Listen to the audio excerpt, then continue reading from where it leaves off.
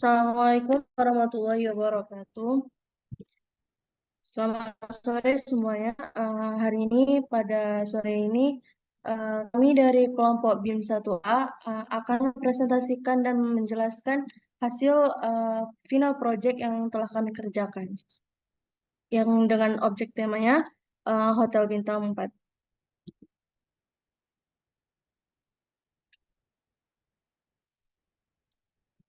Dengan penilai dan pembimbing yaitu Pak Rizky, lalu ada mentor Kak dari BIM 01 yaitu Pak Ibtida Amirul Mukminin, lalu ada dosen pembimbing program ini Pak Sylvester Mas Yasiso. Dengan jumlah anggota 11 orang, saya sendiri Hilwa Syahidah, lalu ada Nurul Raudatul Nafis, Aci Astriana, Anabel Oktaviani Munandar, lalu ada Fatrialis Akbar, Fea Deli, Putri Raskita, Nur Faiza Nasution, Lydia Irianto, Fasiha Adira, dan Muhammad Fairuz Zafiz Nur. Tapi dua Dengan orang lainnya subtema udah, dengan halo? Tapi dua orang lainnya bantu ngerjain kan? Yang nggak ada. ya Oke, lanjut lanjut. dengan beberapa bab yang akan dijelaskan. Yang pertama adalah latar belakang, tinjauan pustaka, analisis site, desain konsep, programming, master budget, dan gambar kerja.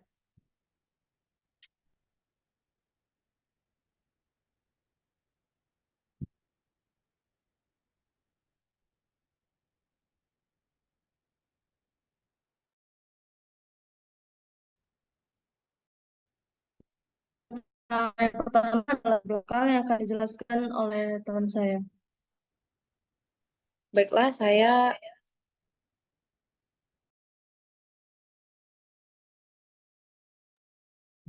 akan menjelaskan latar belakang. Yang pertama itu suatu kota terus berkembang seiring dengan berjalannya waktu. Dengan pertumbuhan penduduk dan aktivitas masyarakat, kota akan berkembang lebih luas,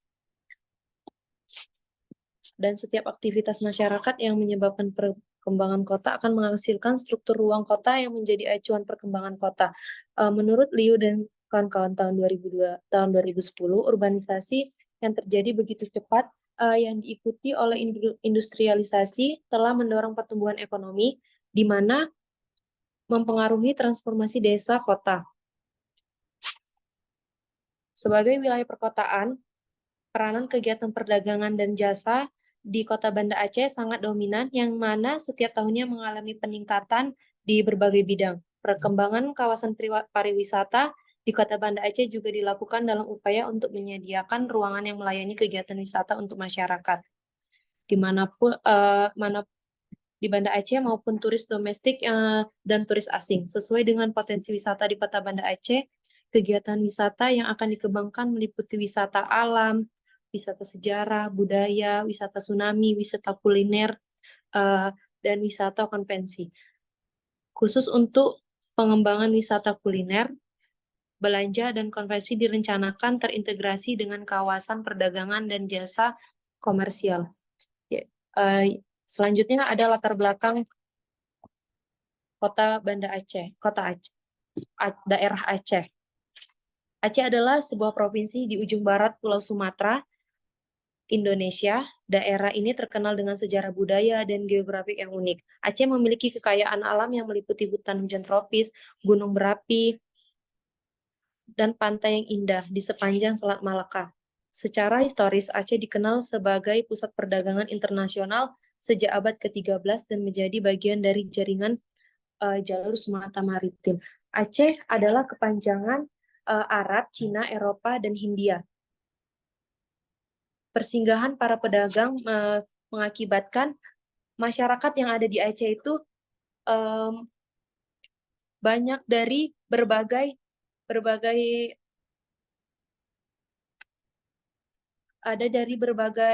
kalangan bangsa.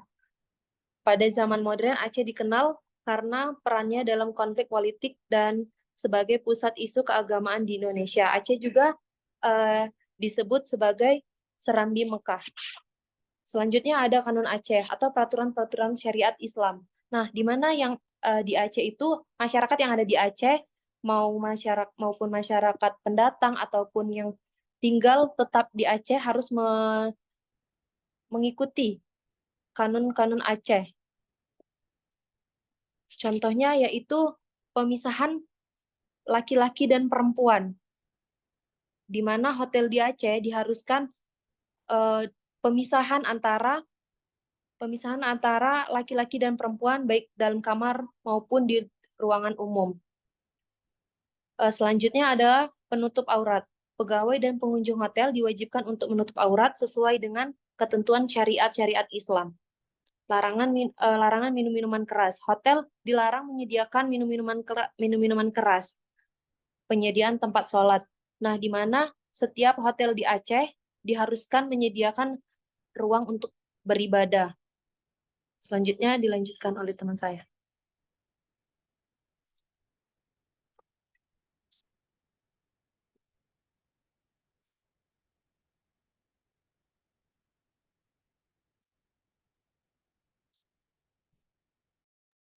Kepada pemateri selanjutnya, Anabel Oktaviani Munandar. Baik, untuk metode pekerjaan akan saya jelaskan. Yang pertama ada melakukan research terhadap apa yang akan dirancang. Kemudian yang kedua kami akan diskusi bersama tentang apa-apa saja yang harus dikerjakan dan apa saja tugas yang akan dibagikan ke masing-masing anggota. Setelah diskusi, kami akan membuat programming dimulai dari latar belakang, tinjauan pustaka, analisis tapak, konsep desain, dan programming. Setelah programming, kami akan membuat proses dana pertama dengan cara diskusi pada Zoom yang sudah disediakan oleh perusahaan. Kemudian setelah selesai denah pertama, maka masing-masing anggota kelompok bisa mulai merancang denah dari setiap lantainya masing-masing. Kemudian masuk ke tahap pendesainan dan pendetailan 3D bangunan hotelnya. Pada tahap terakhir ada presentasi kepada mentor kelompok BIM 01. Untuk tools yang digunakan, untuk struktur ada ArchiCAD dan Revit. Untuk denah ada AutoCAD dan ArchiCAD dan SketchUp. Kemudian untuk modeling kami menggunakan SketchUp dan untuk 3D render menggunakan Enscape dan Diffusion. Next.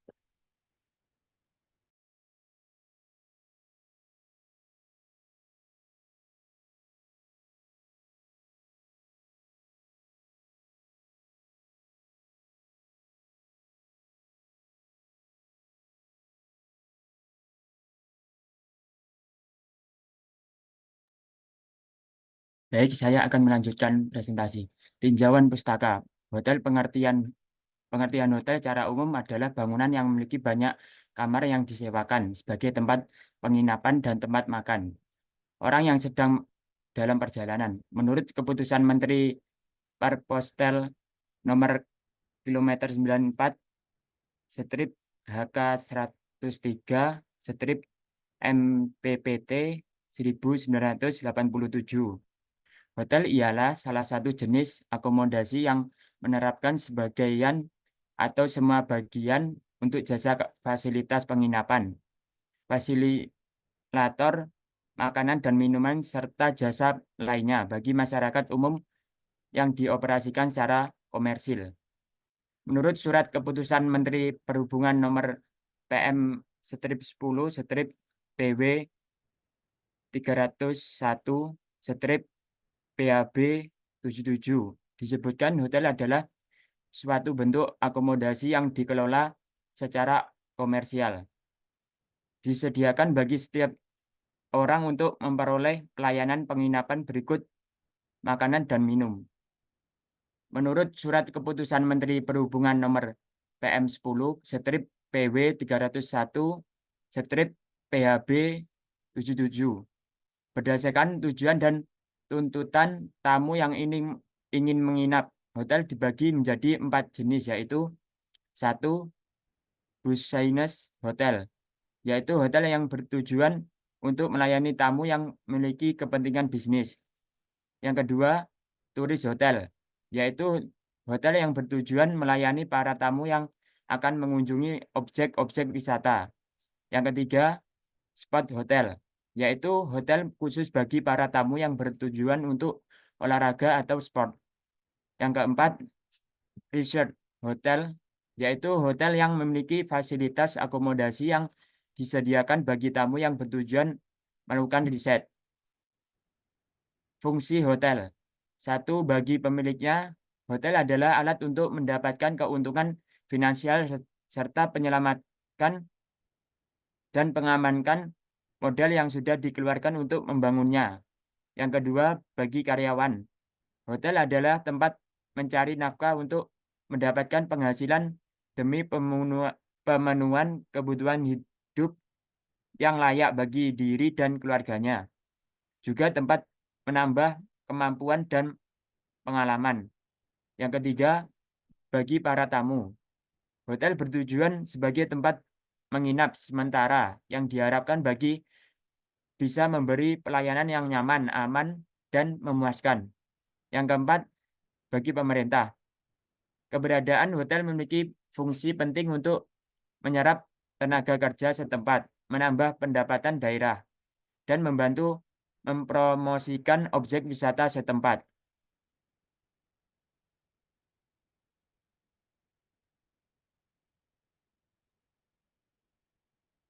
Selanjutnya,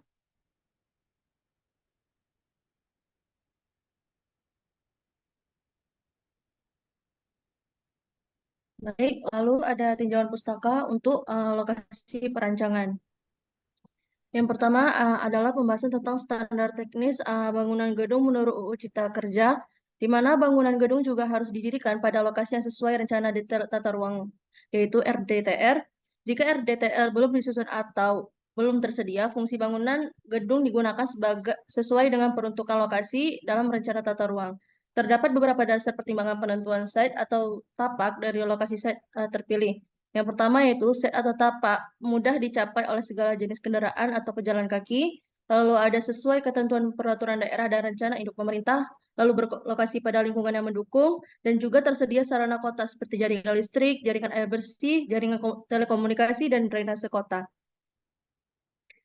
Sebagai zona fungsi dan jenis penggunaan lahan Kota Banda Aceh menurut URRP BAC pada penataan ruang kota setelah tsunami, di mana urban development zone dengan klasifikasi zona untuk pengembangan dan emergency base. Di sini fungsinya untuk kawasan permukiman, pusat kota baru komersial, dan fasilitas kota dengan penggunaan lahan atau antisipasi bencana, kawasan kegiatan komersil, fasilitas transportasi darat, pusat pelayanan pemerintah, fasilitas pendidikan, kesehatan, dan lain-lain, lalu posko-posko bantuan darurat dan perumahan. Kawasan pusat kota baru dan sekitarnya merupakan kawasan strategi karena memiliki potensi ekonomi cepat tumbuh, memiliki potensi ekonomi sebagai penggerak perekonomian, dan Kota Banda Aceh, yaitu sebagai pusat perdagangan yang mempunyai jangkauan pelayanan regional. Dan juga kawasan pusat kota baru dan sekitarnya juga menjadi fokus utama dalam pengembangan kota. Di sini alternatif tapak yang kami ambil semuanya berada di kawasan perdagangan jasa, kawasan perkantoran, dan peruntukan lainnya. Dengan alternatif yang kami ambil ada beberapa tempat. Lalu dengan ketentuan peraturan zonasi pada kawasan budidaya, set yang kami ambil itu terbagi menjadi lingkungan yang kepadatannya sedang dan juga dengan kepadatan yang tinggi. Di mana pada lingkungan dengan kepadatan sedang pusat kota atau sub pusat kota atau pusat lingkungan dengan KDB maksimum perumahan itu 60% dan perdagangan jasa itu 70%. Kalau untuk KLB-nya, perdagangan dan jasa itu 3,5. Lalu dengan ketentuan juga kawasan perdagangan dan jasa itu KDB-nya itu 60% sampai 80%, KLB maksimum 2,4 sampai 4,8, lalu juga GSB minimum sesuai hierarki jalan. GSB pada kawasan perdagangan di pusat kota lama dapat ditetapkan GSB minimum 2 meter dengan pertapak depan bangunan sejajar dengan GSB. Pengembangan ketinggian bangunan di Kota Banda Aceh dapat dilakukan untuk beberapa lantai disesuaikan dengan kondisi kekuatan tanah pada lokasi yang akan dibangun untuk mendukung kekuatan bangunan tersebut.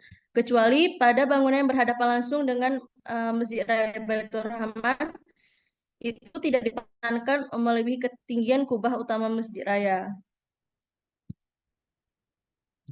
Nah, di sini menurut Ciptono 2007, pemilihan tempat atau lokasi usaha memerlukan pertimbangan yang cermat terhadap beberapa faktor berikut. Yang pertama ada akses, lokasi yang mudah dilalui atau mudah dijangkau, sarana transportasi umum, lalu ada visibilitas, di mana lokasi yang dapat dilihat dengan jelas dari tepi jalan, lalu juga ada tentang lalu lintas, di mana ada dua hal yang harus dipertimbangkan, yaitu banyaknya orang yang lalu lalang bisa memberikan besar terjadinya impulse buying, lalu juga ada kepadatan dan kemacetan, lalu lintas bisa pula menjadi hambatan. Misalnya terhadap pelayanan kepolisian, pemadam kebakaran, dan ambulans. Lalu tersedianya tempat parkir yang luas dan aman. Lalu ada ekspansi, yaitu tersedia tempat yang cukup luas untuk perluasan usaha di kemudian hari. Dan juga lingkungan bisnis. Daerah sekitar yang mendukung jasa yang ditawarkan, misalnya usaha fotokopi yang berdekatan, daerah kampus, sekolah, dan perkantoran. Lalu persaingan, lokasi pesaing. Misalnya dalam menentukan lokasi, perlu dipertimbangkan apakah di jalan atau daerah yang sama banyak pula terdapat hal yang sama, objek yang sama gitu. Lalu juga sesuai ketentuan peraturan pemerintah. Di sini kami sudah melakukan penilaian terhadap 4 alternatif pilihan tapak yang telah kami lakukan. Dengan penilaian yang telah kami lakukan sesuai dengan poin-poin yang telah di poin-poin pertimbangan yang telah dijelaskan sebelumnya, maka tapak yang kami ambil yaitu alternatif 1, di mana ukurannya itu 2,5 hektar 2,5 hektar di Jalan Panglima Nyak Makam, Kota Baru, Kecamatan Kota Alam, Kota Banda Aceh.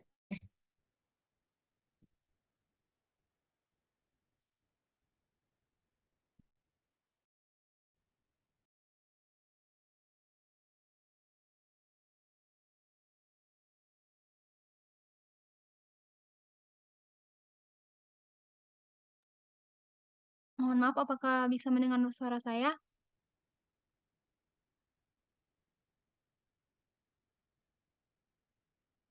Bisa.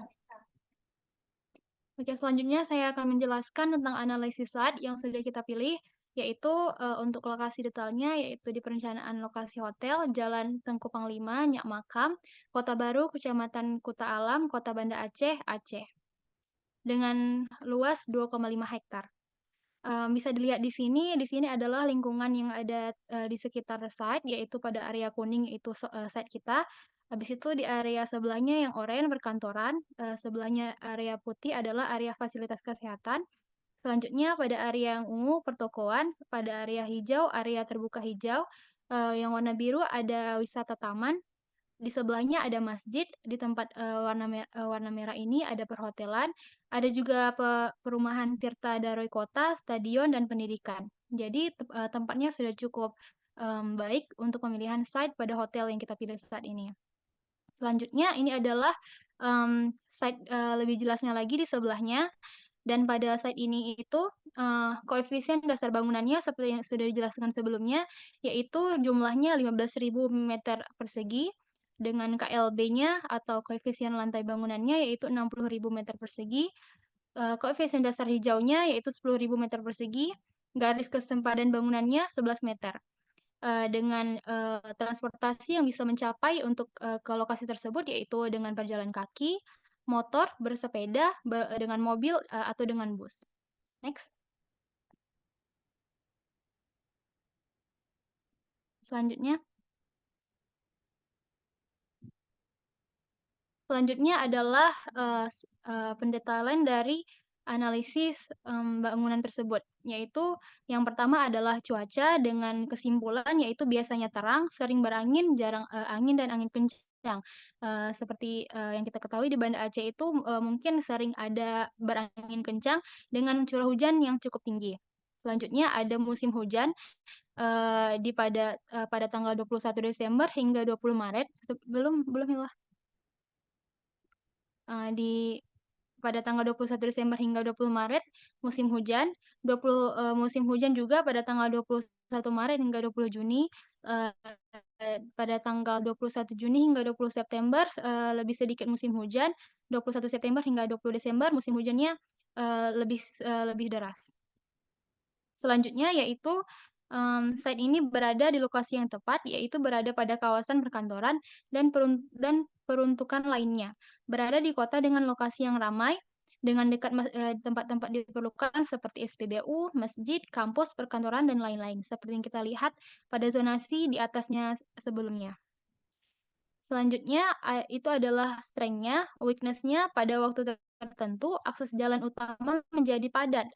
Dapat terjadi karena waktu pergi pulang kerja masyarakat, seperti sekolah dan ada acara yang diselenggarakan di taman terdekat.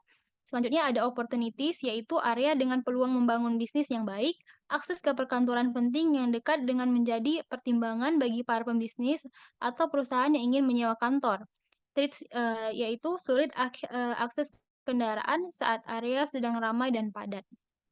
Untuk kebisingan pada lokasi ini bisa dilihat, yaitu pada area yang digarisi merah di sekeliling warna hijau ini itu kebisingan lebih tinggi sehingga di tengah itu menjadi kebisingan yang lebih rendah. Selanjutnya ada vegetasi pada tapak bisa dilihat di bagian depan, bagian kanan dan kiri. Kita bisa meletakkan vegetasi untuk melengkapi site dan kebagusan bagi lingkungannya. Di sini ada data-data yang sudah kami kumpulkan juga untuk melengkapi site dan pendataan untuk lokasi yang sudah kita pilih. Selanjutnya ada desain konsep yang akan dijelaskan oleh teman kita.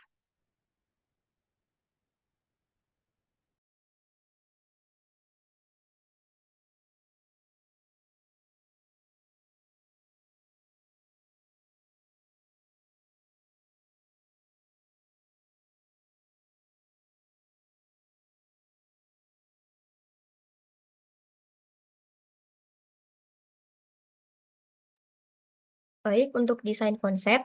Jadi untuk tugas kami akan mengusung tema tentang green architecture modern.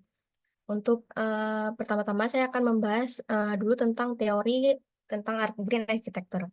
Menurut Roy Ragheb et al. Pada tahun 2016, green architecture adalah pendekatan bangunan yang bertujuan untuk meminimalkan dampak berbahaya terhadap kesehatan manusia dan lingkungan. Green architecture merupakan konsep arsitektur yang berupaya untuk meminimalkan dampak buruk bagi manusia maupun lingkungan dengan menghasilkan ruang yang lebih sehat untuk keberlangsungan hidup manusia dan lingkungan, sehingga dalam perwujudannya, konsep green architecture ini juga mampu memanfaatkan energi dari sumber daya secara efisien. Biasanya dari green architecture ini dapat ditandai dengan sustainable building, yaitu bangunan yang sustainable, kemudian bangunannya itu earth friendly, kemudian high performance building. Untuk ciri-ciri dari green architecture ini sendiri ditandai dengan yang pertama ada material and construction, yaitu dengan menggunakan material bangunan dan konstruksi yang ramah lingkungan seperti menggunakan material lokal dan material daur ulang. Kemudian ada energy safe, yaitu bangunan dengan yang hemat energi, yang contohnya dapat diterapkan pada penghematan listrik dengan menggunakan pencahayaan alami dari sinar matahari.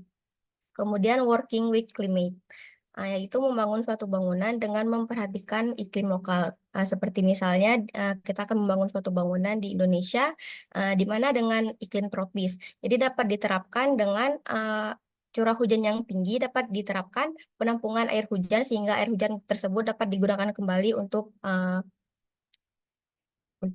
utilitas plumbing.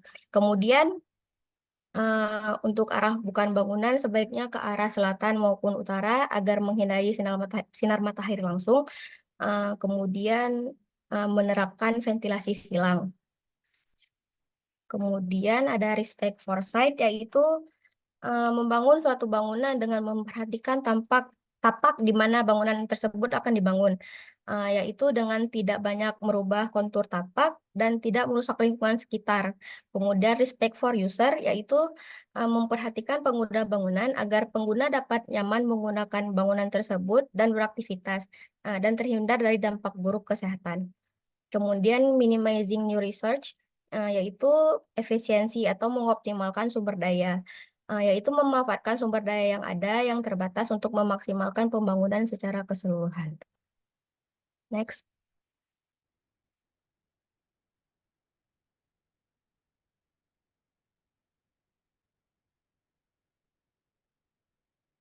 Baik, untuk lebih rincinya tentang karakteristik green architecture sendiri, menurut Burcu pada tahun 2016, karakteristik green architecture adalah sebagai berikut.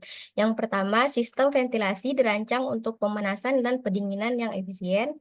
Kemudian yang kedua ada penerangan dan peralatan yang hemat energi. Kemudian yang ketiga, perlengkapan pipa hemat air.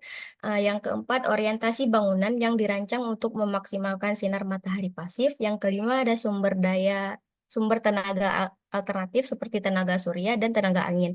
Yang keenam ada menggunakan bahan non-sintetis yang tidak beracun, kemudian kayu dan batu yang diperoleh secara lokal. 8, kayu yang dipanen secara tanggung jawab. Yang kesembilan menggunakan kembali bangunan tua secara adaptif. Yang ke-10 menggunakan sisa arsitektur daur ulang yang efisien. Kemudian untuk prinsip green architecture menurut regulasi pemerintah, merujuk pada pasal 108 Pemerintah Republik Indonesia pada nomor 16 tahun 2021 tentang peraturan pelaksanaan Undang-Undang nomor 28 tahun 2002 tentang bangunan gedung, bahwa prinsip bangunan hijau meliputi yang pertama, perumusan kesamaan tujuan, pemahaman, serta rencana tindak. Yang kedua, pengurangan atau reduce penggunaan sumber daya baik berupa lahan, material, air, sumber daya alam.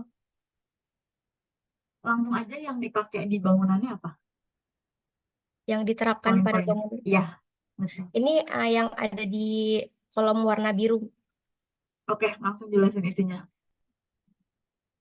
Untuk yang diterapkan pada bangunannya yaitu yang di iklim Indonesia dengan musim panas dan hujan, yaitu dapat menggunakan pembayangan di area yang teduh.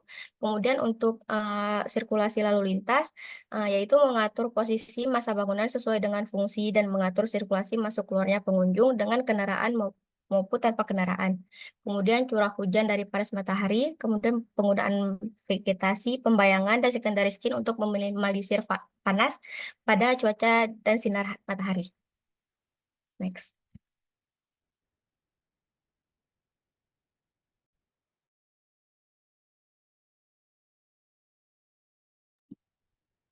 Lalu masuk pada tema yang diangkat yaitu budaya sekitar. Yang pertama akan dijelaskan bahwa fasad yang merujuk ke kebudayaan Aceh. Yang penggunaan elemen fasad pada bangunan merupakan sebuah visualisasi agar setiap bangunannya memiliki karakter tersendiri, di mana karakter visual bangunan di Banda Aceh dalam konseptual fasad bangunan agar dapat menjaga ciri dan karakter sebuah bangunan dan mampu memperkuat karakter kawasan tersebut. Karakter visual kawasan bangunan memiliki keterkaitan dengan arsitektur tradisional, kebudayaan, sejarah, dan aktivitas di sekitar kawasan. Dengan sebagai sebuah ikon bagi suatu daerah dan pemerintah setempat, sebagian bangunan pemerintah di Kota Banda Aceh menerapkan konsep dan gaya arsitektur tradisional dalam pembangunannya. Seperti terlihat pada gambar di bawah ini, yaitu gambar kantor Gubernur Aceh. Rumah adat Aceh kaya nilai filosofi dan estetis. Hal tersebut terlihat dari berbagai ornamen yang menghiasinya. Secara kasat mata, ornamen pada setiap rumah Aceh mungkin akan terlihat sama. Tapi jika ditelisik, ornamen pada satu rumah Aceh akan berbeda dengan ornamen pada rumah Aceh yang lainnya. Perbedaan tersebut konon menjelaskan daerah rumah Aceh tersebut berasal dari mana. Dengan nilai-nilai Islam yang begitu melekat di masyarakat Aceh, juga memberikan pengaruh cukup besar pada bentuk serta tata letak rumah Aceh ini. Salah satunya, rumah Aceh dibangun menghadap ke timur dan sisi belakangnya menghadap ke barat. Hal ini dikarenakan agar rumah selalu menghadap ke arah kiblat atau Mekah sebagai simbol orang yang menetap di rumah tersebut selalu menjalankan perintah agama. Di sini yang pertama ada beberapa visual yang ditampilkan. Yang pertama ada motif rumah adat. Yang pertama ada ukiran Aceh. Di sini motif rumah adat Provinsi Aceh itu menjadi bagian dari sikap dan pandangan hidup orang Aceh tersendiri. Ukiran flora dan fauna seperti bermakna sebuah kecintaan terhadap hewan dan tumbuh-tumbuhan.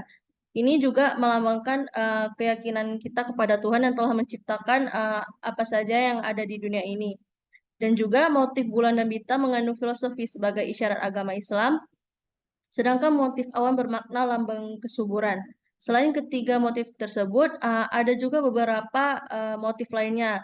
seperti Talomuputa atau kalau bahasa Indonesianya itu tali berpintal yang bermakna ikatan persaudaraan dalam masyarakat Aceh.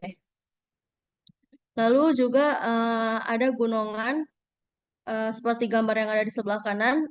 Gunungan itu adalah simbol dari Sultan Iskandar Muda untuk pasangannya. Ini diciptakan untuk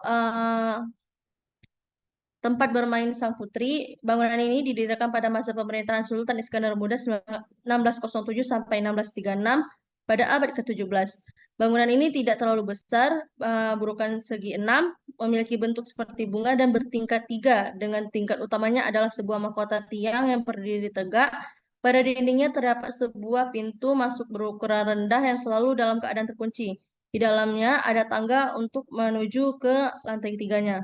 Lalu tentu saja kami juga menerapkan konsep rumah Aceh. Rumah Aceh yang mana salah satu prinsip utama dalam adat Aceh adalah kebersamaan dan juga menekankan pentingnya kejujuran, integritas, dan kesetiaan. Orang Aceh meyakini bahwa setiap individu harus memegang teguh prinsip-prinsip ini dalam kehidupan sehari-hari. Mereka juga percaya bahwa kepercayaan dan kesetiaan adalah kunci untuk membangun hubungan yang baik dengan orang lain. Terdapat nilai-nilai yang sangat dihargai seperti penghormatan terhadap orang tua dan orang yang lebih muda, ataupun serta penghargaan terhadap kebudayaan dan tradisi kecil. Di sini juga Lanjut, kita Mbak. bisa Lanjut, Mbak.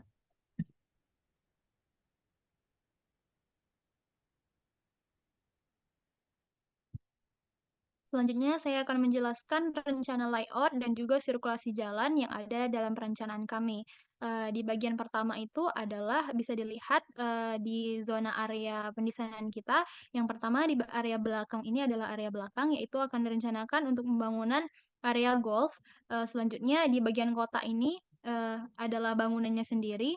Di bagian depannya adalah hotelnya itu sendiri. Bagian belakang itu ada area kolam dan juga area lainnya dari yang menjadi salah satu bagian dari hotelnya juga.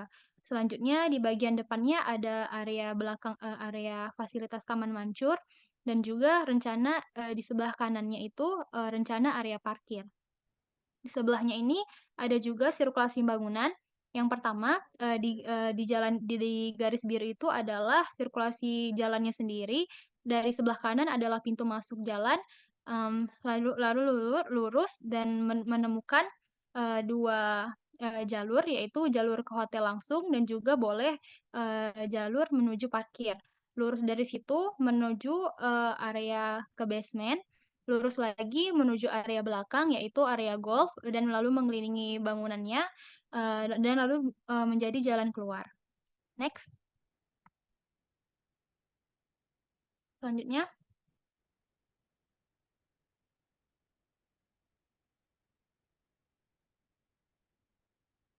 Selanjutnya adalah programming, yaitu pengelompokan pengguna dari pengguna ruang, yaitu yang pertama adalah tamu dengan segala aktivitasnya untuk saat di hotel, yaitu memarkirkan kendaraan, memperoleh informasi, menunggu, memesan kamar, istirahat, bertemu rekan, mengurus bisnis, menghadiri rapat, seminar, rapat, konferensi, dan lain-lain, yaitu juga kegiatan makan dan minum, hiburan dan rekreasi, buang air besar ataupun kecil, dan lalu check out. Aspek fisik dari kegiatan tersebut adalah area parkir, mesin karcis, dan bisa dilihat sendiri datanya di sini, yaitu aspek non-fisiknya berada di ruang terbuka dengan tetap menggunakan aspek keamanan, sangat informatif dan menyenangkan, dan juga menarik perhatian. Selanjutnya tenang, edukatif, tenang, dan santai. Selanjutnya ada pengunjung. Pengunjung sama dengan tamu, namun perbedaannya adalah pengunjung tidak ada kegiatan check out dan check in.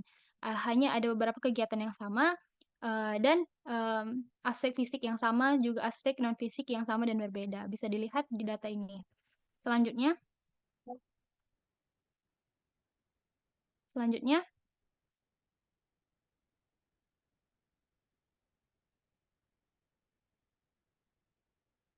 Selanjutnya ada pengguna, yaitu selanjutnya itu karyawan. Kegiatan karyawan pada ruang ini sebelumnya Hilwa ya, yaitu ada absen, menyambut tamu, memberikan informasi, menerima pesanan, menerima pembayaran, menentukan kamar tamu, menangani penitipan barang, membersihkan kamar, mencuci pakaian, mengantar pesanan tamu, merawat tanaman dalam dan luar, memasak, menyajikan masakan, mencuci piring, menjaga lingkungan Lanjut hotel, yuk. makan. Iya? Lanjut. Oh, oke. Di sini juga ada kegiatan aspek fisik dari kegiatan tersebut. Lalu ada juga pengguna staf selain dari karyawan dengan data kegiatannya dan juga aspek fisiknya seperti ini. Selanjutnya.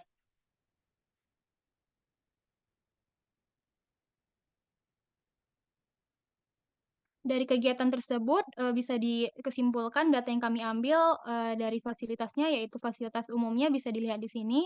Untuk mempersingkat waktu, mungkin ada main lobby dan selanjutnya setting lobby, front desk, rental space, meeting room, bisa dilihat data-datanya untuk lebih lengkap.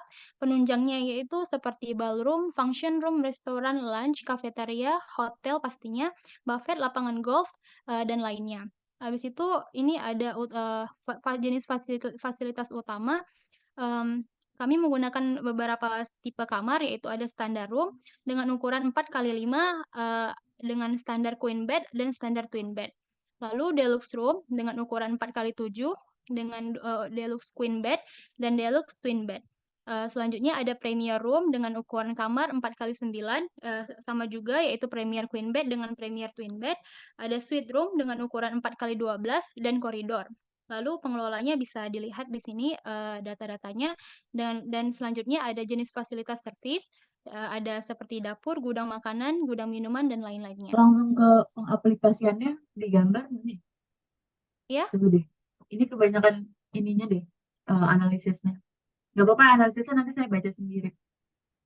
Oh, oke Kak. Langsung lanjut ke gambar kerja apa? Iya, boleh. Baik, saya akan melanjutkan. Material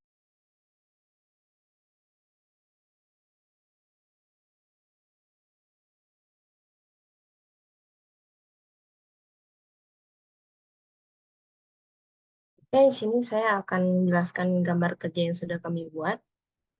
Lanjut.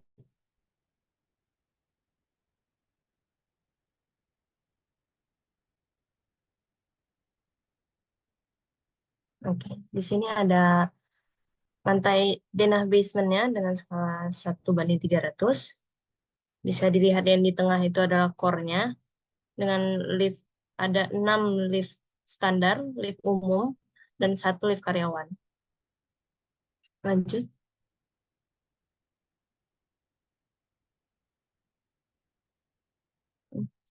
Nah, ini merupakan denah lantai satunya yang terdapat lobby, ada lounge di sebelah kanan bawah, ada minimarket di sebelah kiri bawah, ada juga money changer, ada tempat bagasi untuk tamu, ruang karyawan pada tengah di belakang lobby, dan ada ruang gym yang dipisah sebelah kanan untuk wanita dan sebelah kiri untuk laki-laki, sesuai konon syariat Islam di Aceh. Nah, ada juga pusat kesehatan, laundry, ada musola pada bagian belakang, samping ada ruang wudhu dan ada WC. Dan di bagian belakang ada bagian swimming pool, ada di sebelah kanannya ada breakfast buffet, sebelah kirinya ada restoran. Lanjut.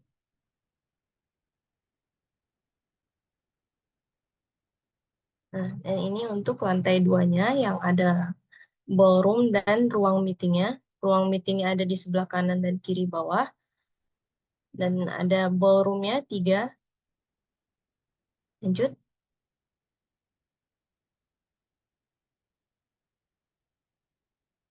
Ini masih sama, ballroomnya ini dibuat seukuran tinggi ceilingnya dibuat seukuran dengan 2 lantai, yaitu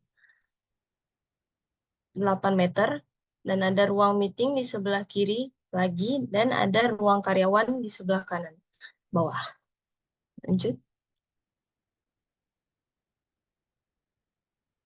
Nah, ini adalah denah tipikal untuk lantai 3 dan 4. Ini semua terdapat kamar standar. Ada kamar yang twin bed dan ada kamar yang single bed. Lanjut.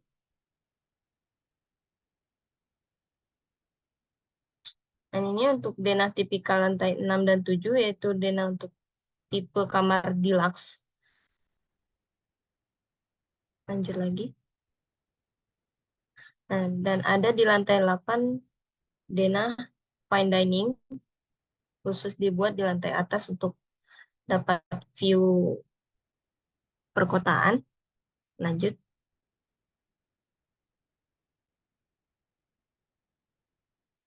Dan ada denah yang terakhir adalah denah tipikal lantai 9 dan 10 yang terdapat tipe kamar premier dan suite. Lanjut. Ini adalah denah rooftopnya. Nah, ini ada denah ruang mekanikal elektrikal yang terdapat di luar bangunan. Ada ruang tangki dan pompa air, ruang genset, ruang trafo, ruang gardu PLN, ruang gudang, dan ruang MEP. Dan ini ada tampak depannya. Nah, ini tampak kanan. Ya, terdapat di belakang bangunan ada terdapat seperti rumah panggung yang merepresentasikan dari budaya Aceh, yaitu rumah panggung. Lanjut. Ini tampak samping kirinya. Nah, ini tampak belakangnya. Nah, ini tampak depan ruang servis yang terdapat di luar bangunan tadi. Lanjut. Ini ada potongan potongan 1, potongan AA-nya. Nah, ini ada potongan BB-nya.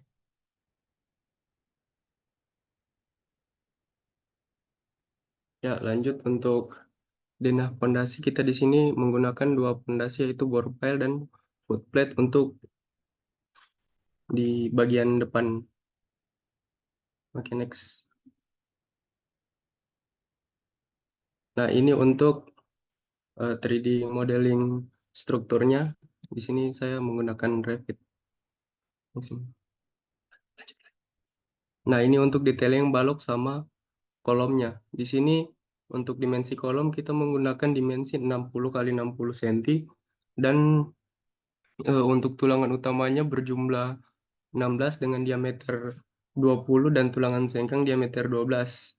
Itu untuk di bagian kolom tumpuan kita menggunakan 2 tulangan geser, dan di bagian 8 kita menggunakan 4 dengan besi diameter 12. Untuk detail balok tumpuan untuk dimensinya 40 x 60 dengan tulangan utama untuk tulangan utamanya yaitu berjumlah 6 diameter 20 mili. Dan ini untuk detail pondasi bore pile. Di sini untuk penulangannya kita cuma sampai 2,5 meter, dan kedalaman untuk pondasi bore pile sendiri itu 12 meter.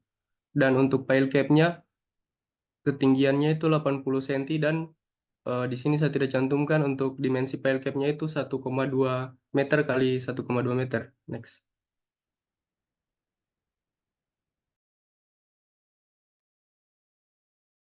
Di sini ada hasil dari rendering modeling kami. Ini untuk bagian lantai 1, 2, dan 3 di atas lobby ya. Nah, ini bisa di-scan untuk augmented reality-nya, untuk bisa langsung lihat secara virtual bangunannya seperti apa. Bisa di-scan langsung di sini. Lanjut. Ini tampak depan ruang meeting room pada lantai 2. Lanjut. Dan ini tampak dalam meeting room-nya. Ini juga terdapat augmented reality-nya, jadi bisa di-scan juga. Lanjut. Ini ada untuk rendering ruang tipe kamar standarnya. Bisa juga di-scan seperti yang tadi. Lanjut. Nah, ini untuk kalau yang tadi itu tipe kamar standar dengan twin bed, dan ini tipe kamar standar untuk single bed.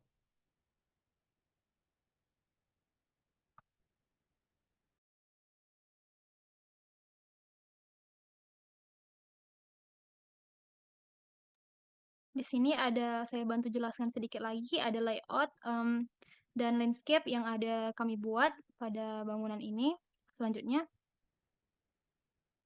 ini ada renderingnya untuk beberapa realistis, taman, dan juga lingkungannya. Itu saja, boleh penutupan dari Kak Hilwa. Baik, cukup sekian hasil yang dapat kami presentasikan hari ini. Apabila ada kurang, kami mohon maaf. Jika ada pertanyaan atau saran yang akan diberikan, dipersilahkan. Makasih ya kelompok BIM berapa nih? BIM 1A. Maaf udah nunggu dari jam 3. Maaf juga jadi ganti mentornya. Sebetulnya datanya udah banyak. Tugasnya juga udah benar. Adaptasi-adaptasi dari lingkungan, dari green arsitektur, terus dari adat istiadat kan juga udah ada semua. Cuma sebenarnya jadi ada poin penting kalau misalkan presentasi nggak usah terlalu banyak teorinya karena kan sebenarnya mentor juga tahu ya teorinya, nggak usah dibacain lagi karena kita pasti baca. Jadi langsung aja ngejelasinnya dari gambar itu misalkan tadi jangan ngasih lihat gambar denahnya aja, sebenarnya dari denah itu kamu bisa jelasin flow-nya tadi gimana, terus adaptasi adatnya dimasukinnya kemana. Misalkan tadi tampak tampak utilitas betul tuh dijelasin kalau ngangkat dari adat-adat atap Aceh. Nah, itu yang perlu dijelasin sebenarnya. Nggak perlu kayak panjang lebar di tinjauan pustaka, karena sebenarnya tinjauan pustaka kan ada ya di Google, kita juga bisa baca. Nah, itu sebenarnya bagusnya lengkapnya bisa ditulisin di laporan. Kalau misalkan nanti kalau kalian buat tugas akhir di semester akhir, itu perlu untuk tinjauan pustaka. Cuma kalau misalkan presentasi, langsung to the point aja, biar dosennya juga nggak pusing dengerinnya. Kalau bertele-tele gitu juga kadang dosen males dengerinnya. Yang penting langsung to the point aja. Intinya sih semuanya udah dijelasin ya flow-nya gimana, adat istiadatnya gimana, grand architecture-nya sebenarnya belum dijelasin. Di gambarnya gimana? Ada yang mau jelasin? Mungkin yang belum ngomong tadi Mbak Lydia,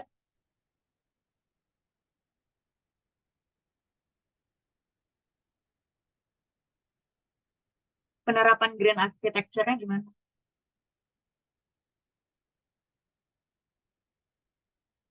Wah, hilang nih Mbak Lydia, baru disebut.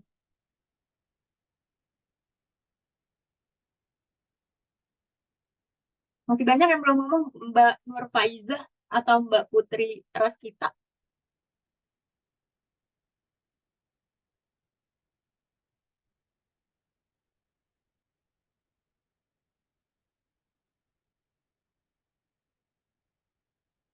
Kasihan nih yang ngomong yang apa jurusan arsitektur semua. Si Gila tadi membantu. Yang cewek-cewek mana nih suaranya?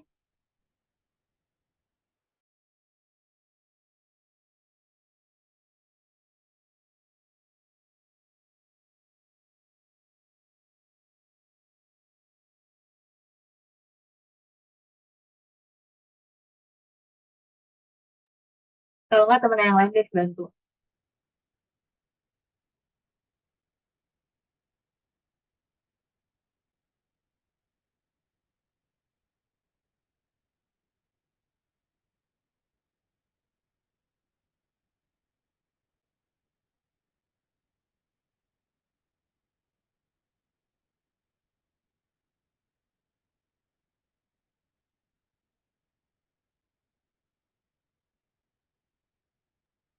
Izin bantu menjawab. Jadi untuk penerapan green arsitekturnya sendiri, kami mungkin belum sempat untuk menerapkan langsung pada modelingnya nih Kak. Kami baru merencanakan, jadi penerapan langsung untuk ke modelingnya itu emang kami belum bisa merealisasikan secara langsung gitu. Itu mohon maaf dari kami suster. Ya udah nggak apa-apa. Yang penting tadi udah dijelasin. Enggak, saya tetap mau dengar tadi suara ini nih yang dari tadi. Soalnya dari tadi cuma ketawa-ketawa doang saya lihat. Mbak Lydia coba. Tadi kan udah ada konsepnya. Coba jelasin aja lagi konsepnya.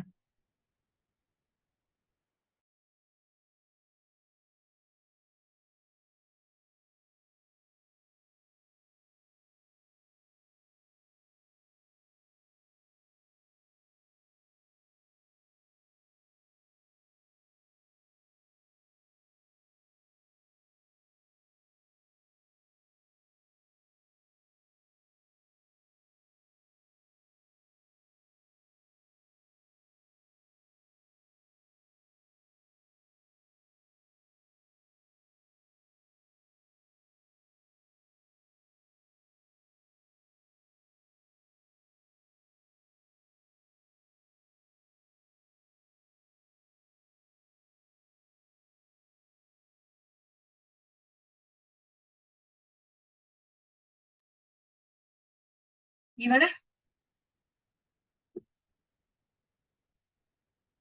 Ya udah, kita cukupi aja kalau Mbak Lydia nggak mau ngomong. Hmm, kurang lebihnya sekian sih, presentasinya udah cukup bagus. Cuma mungkin kerja sama timnya ditingkatin ya. Ini kan kerja kelompok, bukan kerja individual. Sekian kalau dari saya. Kalian ada pertanyaan? Kalau Belum memang ada. nggak ada, oke. Kalau memang nggak ada, kita cukupkan. Terima kasih presentasinya hari ini, BIM 1. Terima kasih juga kepada Kak Dinda Sadrina yang telah menyaksikan presentasi kami hari ini. Terima kasih atas masukan dan sarannya, menjadi poin penting untuk perkembangan diri kami di kemudian hari. Terima kasih teman-teman yang telah mengerjakan. Saya mohon maaf apabila ada kesalahan kata. Assalamualaikum warahmatullahi wabarakatuh. Waalaikumsalam.